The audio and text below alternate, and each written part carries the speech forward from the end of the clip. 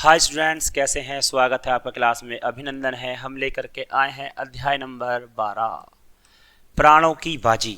जी हाँ, प्राणों की बाजी है। इससे पूरा ये एक दृश्य बनता है मस्तिष्क में कि कहीं ना कहीं ऐसा इसमें होने वाला है कि अपनी जान पर खेल करके, यानी कि अपनी प्राणों की बाजी लगा करके कोई काम किया जाएगा या किसी को बचाया जाएगा। ये मैं अभी इसलिए बता रहा हूँ इतना भी कि आगे अगर मैं बता दूंगा तो आप उसमें रुचि नहीं ले पाएंगे, सोचेंगे कि अब तो काम खत्म हो चुका है। इसलिए साथ साथ चलेंगे, समझेंगे और जानेंगे। तो प्यारे बच्चों, सारांश पढ़ते हैं। कभी कभी जीवन में ऐसी स्थितियां आ जाती हैं जब व्यक्ति को ऐसे कड़े निर्णय लेने पड़ते हैं जो परिणाम की सोच से परे होते हैं। प्रस्तुत पाठ में लेखक ने अपने बचपन के ऐसे ही प्रसंग का वर्णन किया है। अब ये लीजिएगा, समझ में आती है ये वाली भयानक घटना, और इतनी अच्छी ये घटना है। आप इसको समझेंगे और पढ़ेंगे क्या क्या होगा। दो बच्चे होंगे, दोनों कहाँ कहाँ जाएंगे और क्या क्या करेंगे। चलिए, मैं यहाँ सारी बात नहीं बताना चाहता, पढ़ते हैं। सन 1908 की बात है। अब से भी कितनी पुरानी बात है, लगा लीजिएगा, 108 116 साल पुरानी बात है। दिसंबर का आखिरी या जनवरी का आरंभ होगा। भयंकर जाड़ा पड़ रहा था। 2-4 दिन पूर्व कुछ बूंदाबांदी हो गई थी, इसलिए शीत की भयंकरता और भी बढ़ गई थी। सायंकाल के 3:30 या 4 बजे होंगे। कई साथियों के साथ में झरबेरी के बेर तोड़ तोड़ कर खा रहा था कि गांव के पार से एक आदमी ने जोर से पुकारा कि तुम्हारे भाई बुला रहे हैं। छोटे बच्चे की तरह बात की जा रही है कि बच्चे के साथ हम खेल रहे थे। अब कर भी क्या रहे थे, मतलब जो बेरी होती है ना, बेरी पे डले ईंट मार करके हम जो ना बेर तोड़ रहे थे। गांव की तरफ से आवाज आती है कि तुम्हारे भाई ने तुम्हें बुलाया है, शीघ्र ही घर लौट आओ। मैं घर को चलने लगा। साथ में छोटा भाई था, यानी कि मैं भी और मेरा छोटा भाई भी, हम दोनों साथ साथ थे। सबसे बड़े भाई ने घर से बुलावा भेजा है हमें बुलाने के लिए। भाई साहब की मार का डर था, इसलिए सहमा हुआ चला जाता था। समझ में नहीं आता था कि कौन सा कसूर बन पड़ा है। अब ये देखेगा, बेर तोड़ रहे हैं, लेकिन हमें ये डर लगने लगा है कि अब घर से ये जो बुलावा आया है ये क्यों आया है, अब ऐसा क्या होगा। डर अपने अंदर जो है बनने लगा कि बड़े भाई का आदेश है, पता नहीं क्या होगा।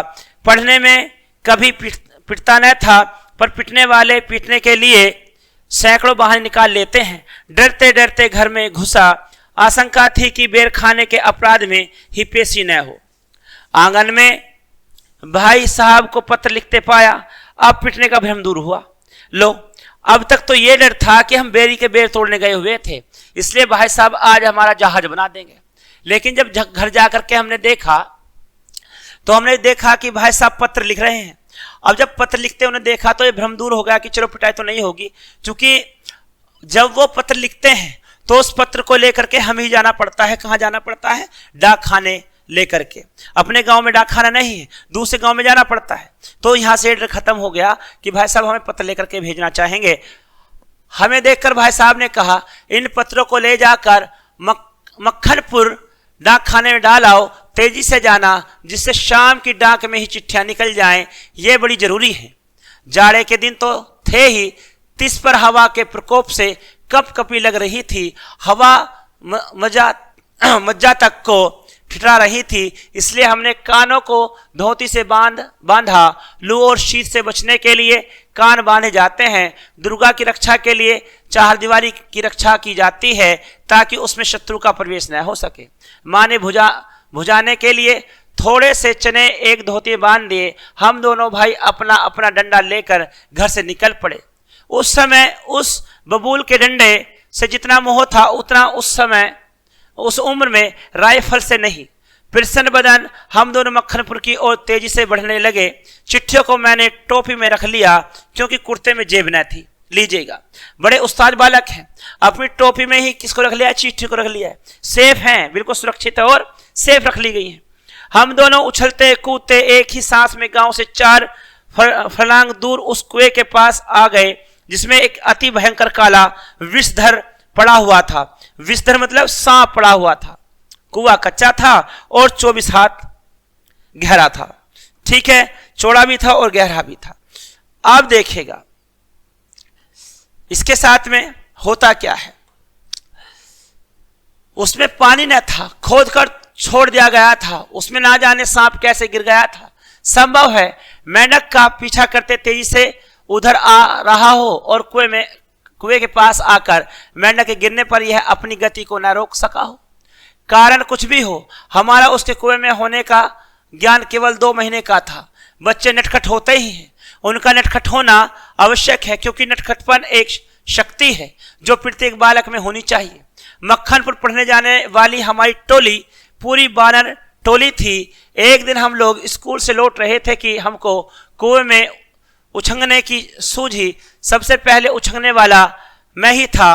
कुएं में झांक कर एक ढेला फेंका कि उसकी आवाज कैसी होती है, उसके सुनने के बाद अपनी बोली की प्रतिध्वनि सुनने की इच्छा थी। पर कुएं में जो ही डला गिरा तो ही एक फुंकार सुनाई पड़ी।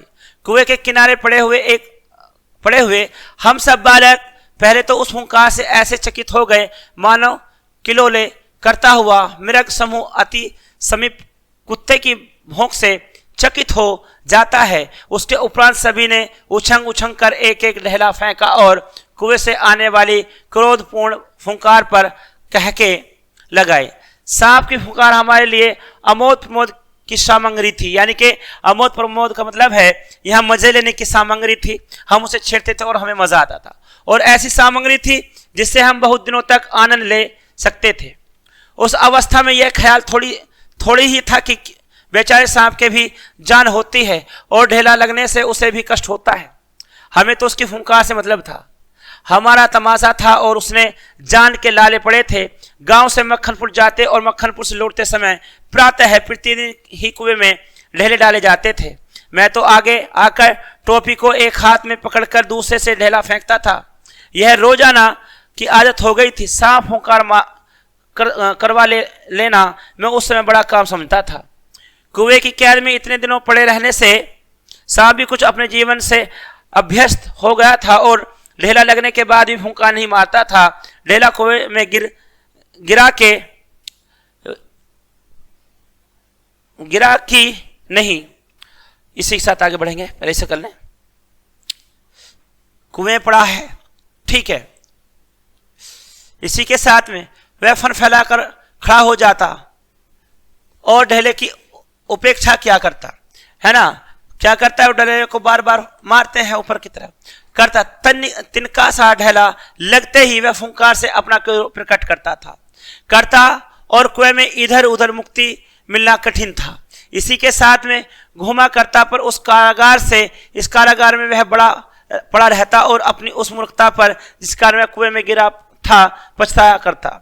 जैसे ही हम दोनों उस कुएं की ओर से निकले तो कुएं में ढेला फेंककर फुंकार सुनने की प्रवृत्ति जाग उठी। मैं कुएं की ओर बढ़ा, कुएं के किनारे से एक ढेला उठाया और उछंग कर लिया। रुकिएगा, हाँ, सांप ने फुंकार मारी या नहीं, ढेला उसके लगाया नहीं, यह बात अब तक स्मरण नहीं।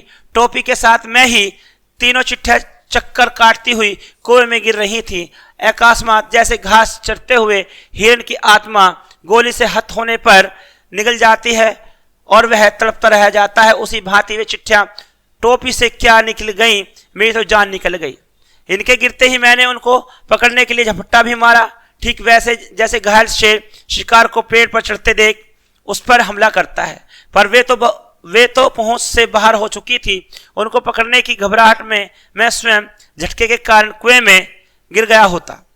अब देखेगा, यानी कि हमने वहां पर क्या करना शुरू किया, हमने देखा कि कुएं में सांप रहता ही, हम रोज उसको जाकर के डले मारते हैं। लेकिन जब कुएं के हम पास से निकल रहे थे, प्रतिदिन की जो हमारी दिनचर्या में रहता था, हम वही करने की हमें सूझी। हमने डला उठाया, उसको फेंक करके मारा, तो उसको डले मारने के चक्कर में हम ये भूल गए कि टोपी में चिट्ठी रखी हुई है। टोपी भी गिरी और टोपी के साथ में चिट्ठी भी जा करके कुएं में गिर गई।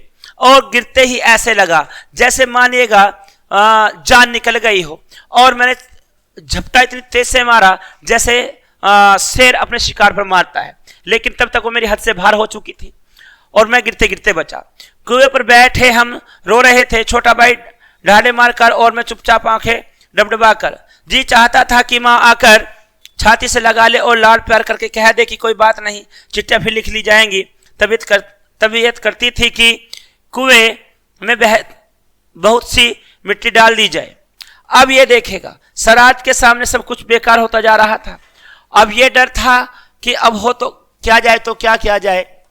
चिट्ठी गिर चुकी है, अब तो रोना आ रहा था, माँ याद आ रही थी, और बस ये मन में आने लगा विचार कि मिट्टी इसमें डाल दी जाए, कुएं को भर दिया जाए और हम चिट्ठी निकाल लें। पर उस समय झूठ बोलना मैं जानता ही नहीं था।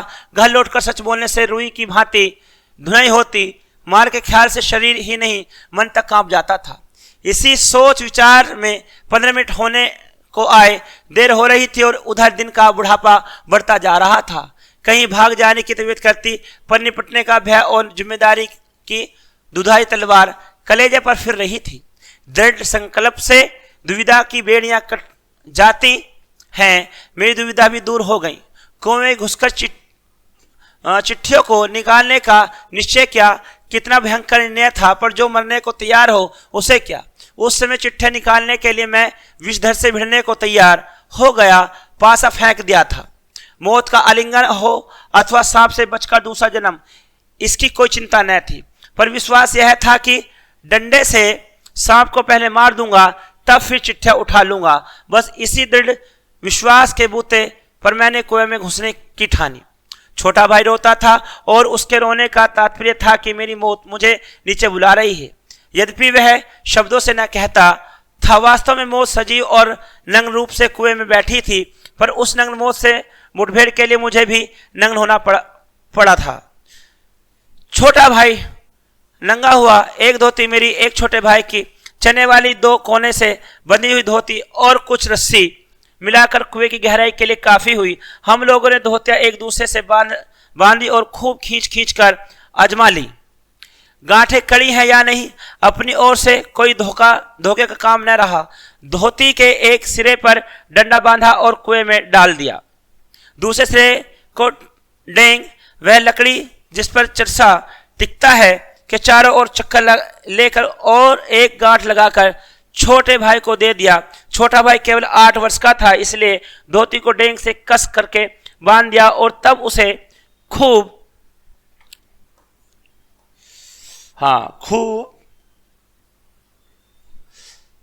आजा बेटा ऊपर आजा, खूब मजबूती से पकड़ने के लिए कहा।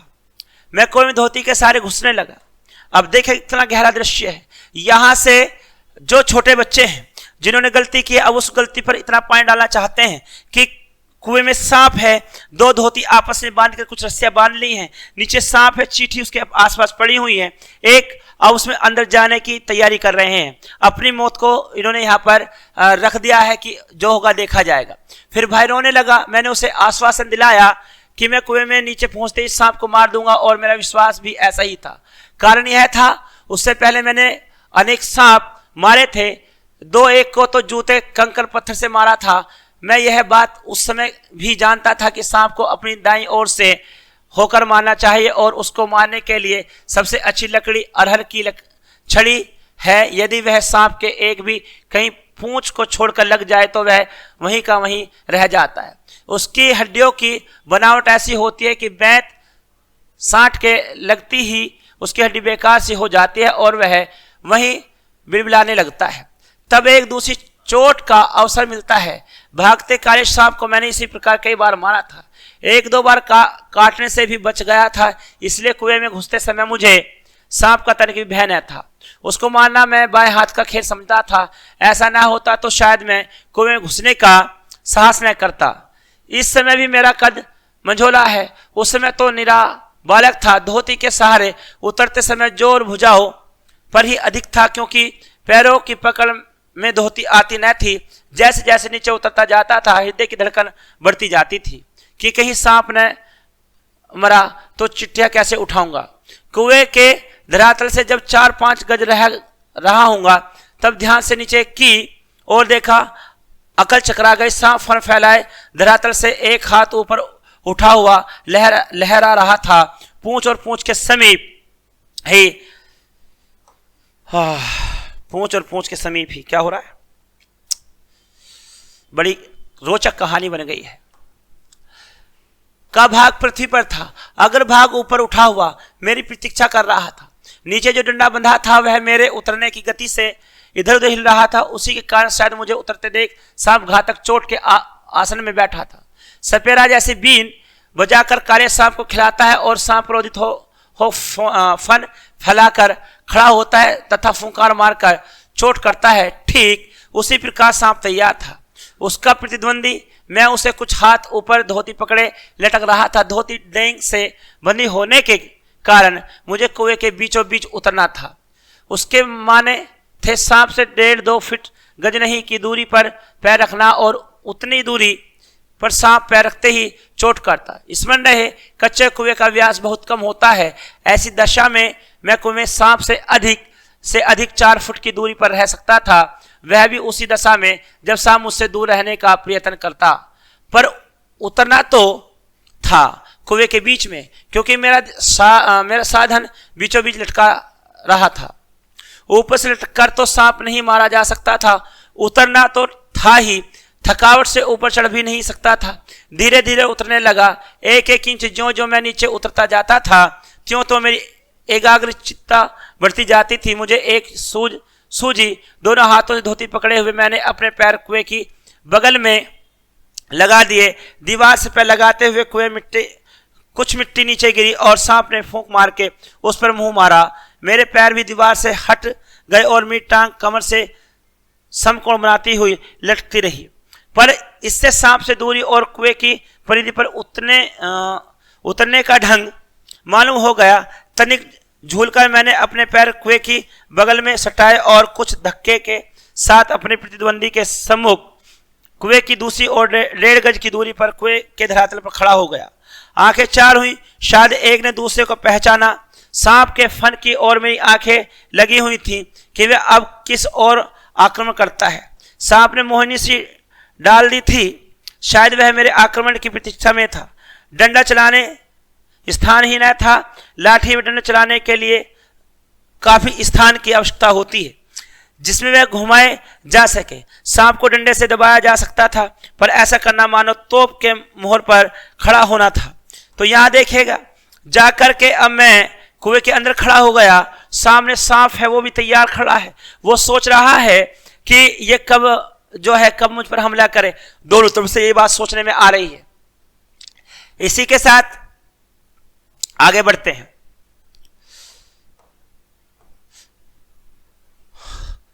आगे बढ़ते हुए तो फिर वह पलटकर जरूर काटता और फन के पास दबाने की कोई संभावना भी होती तो फिर उसके पास पड़ी हुई 2 चिट्ठियां को कैसे उठाता। 2 चिट्ठियां उसके पास उससे सटी हुई पड़ी थी और एक मेरी ओर थी। मैं तो चिट्ठियां लेने ही उतरा था। हम दोनों पैतरे पर डटे थे। उस आसन पर खड़े खड़े मुझे 4-5 मिनट हो गए। दोनों ओर से मोर्चे पड़े हुए थे, पर मेरा मोर्चा कमजोर था। बस एक सूरत थी, डंडे से सांप के मुंह की ओर की चिट्ठियों को सरकाया जाए। यदि सांप टूट पड़ा तो कोई चारा न था। कुर्ता था और कोई कपड़ा भी न था जिसे सांप के मुंह की ओर करके फन को पकड़ लूं। मारना या बिल्कुल छेड़खानी न करना, ये 2 मार्ग थे। सो पहला मेरी शक्ति के बाहर था। बाध्य होकर दूसरे मार्ग का अवलंबन लेना पड़ा। डंडे को लेकर जो ही मैंने सांप की दाईं ओर पड़ी हुई चिट्ठी की ओर बढ़ाया कि सांप का फन पीछे को हुआ। धीरे धीरे डंडा चिट्ठी की ओर बढ़ा और जो ही चिट्ठी के पास पहुंचा कि फूंकों के साथ काली बिजली तड़पी और डंडे पर गिरी। हृदय में कंपन हुआ और हाथों ने आज्ञा न मानी। डंडा छूट पड़ा। मैं तो ना मालूम कितना ऊपर उछल गया। जानबूझकर नहीं, ये ही बिदक कर उछल कर जो खड़ा हुआ तो देखा डंडे के सिरे पर 3-4 स्थानों पर पीप सा कुछ लगा हुआ है। यह विष था। सांप ने मानो अपनी शक्ति का सर्टिफिकेट सामने रख दिया था। मैंने दोबारा साहस बटोर कर फिर उसी प्रकार लिफाफे को उठाने की चेष्टा की। अब की बार सांप ने बार भी किया और डंडे से चिपट भी गया। डंडा हाथ से छूटा तो नहीं, पर झिझक सहम अथवा आतंक से अपनी ओर खींचा गया। गुंजलक मारता हुआ सांप का पिछला भाग मेरे हाथों से छू गया। उफ, कितना ठंडा था। डंडे को मैंने एक और पटक दिया। यदि कहीं उसका दूसरा वार पहले होता तो उछलकर मैं सांप पर गिरता और ना बचता। लेकिन जब जीवन होता है तब हजारों बचने के लिए ढंग निकल आते हैं। देखिएगा दोनों में कितनी बड़ी कसम कसा चल रही है, दोनों एक दूसरे पर किस तरह से हावी हो रहे हैं। अब यहाँ सांप अपने बचाव में है और ये जो है अपने बचाव में है, दोनों एक दूसरे पर टूट पड़ने को लिए तैयार हैं। इसी के साथ में वह देवी की कृपा थी, डंडे की मेरी और खींच आने से मेरे और सांप के आसन बदल गए। मैं तुरंत ही लिफाफे और पोस्टकार्ड चुन लिए, चिट्ठियों को धोती के छोर में बांध दिए और छोटे भाई ने उन्हें ऊपर खींच लिया। अब ऊपर चढ़ना कोई सरल काम न था, केवल हाथों के सहारे पैरों को बिना कहीं लगाए हुए 36 फुट ऊपर चढ़ना था। उस 11 वर्ष की उम्र में 36 फुट चढ़ना, बाहें भर गई थी, छाती फूल गई थी, धोखने की तरह चल रही थी, पर एक एक इंच सरक कर अपनी भुजाओं के बल ऊपर चढ़ आया। फिर देह को झाड़ झूड़ कर धोती कुर्ता पहनकर हम आगे बढ़े। तो देखेगा यहाँ पर कभी कभी क्या क्या देखने को मिलता है। तो ये कहानी हमें सिखाती है कि हमें बिना वजह की कभी भी ऐसे काम नहीं करने चाहिए जिससे हमें बहुत बड़ा नुकसान या हानि उठानी पड़े। अगर यहाँ पर ये बच्चे इस तरह की हरकत न करते तो उन्हें अपनी जान जोखिम में न डालनी पड़ती और इस तरह का काम करना न पड़ता। इसी के साथ ये कहानी यहाँ पर खत्म होती है। लेते हैं यहाँ पर शब्द अर्थ। शब्द अर्थ, झरबेरी, झरबेरी का मतलब होता है जंगली बेरी का पौधा। आशंका, संदेह, मज्जा, हड्डी के बीच का गूदा या मैदा। भुजाना, भूनना, कहते ना भुजाना, मैंने चने भुजा दिए हैं यानी कि भून दिए हैं। बबूल, कीकर, विषधर, सांप, उझकना, झुककर नीचे देखना, झांकना, प्रतिध्वनि, शब्द करने पर लौटकर आने वाली आवाज, मृग समूह, हिरणों का झुंड। उपरांत पश्चात बाद में आमोद प्रमोद, आनंद की बात करता है। कारागार, जेल खाना। मुक्ति का मतलब होता है आजादी। एकास्म, अचानक से। हत्माने घायल, दूधारी जिसके दोनों ओर धार हो। चरस, चमड़े का बना बड़ा थैला जिसमें कुएं से पानी निकाला जाता है। अग्रभाग, अगला हिस्सा, घातक, प्राण लेने वाला। प्रतिद्वंदी, विरोधी, मुकाबला करने वाला। एकाग्र चित्ता, मन का एक विषय पर टिकना। अवलंबन, सहारा देने वाला। तो प्यारे बच्चों, इसी के साथ ये कहानी यहाँ पर खत्म होती है। मिलते हैं आपसे अगले अध्याय में अगली कहानी के साथ। तब तक के लिए गुड डे, गुड लक।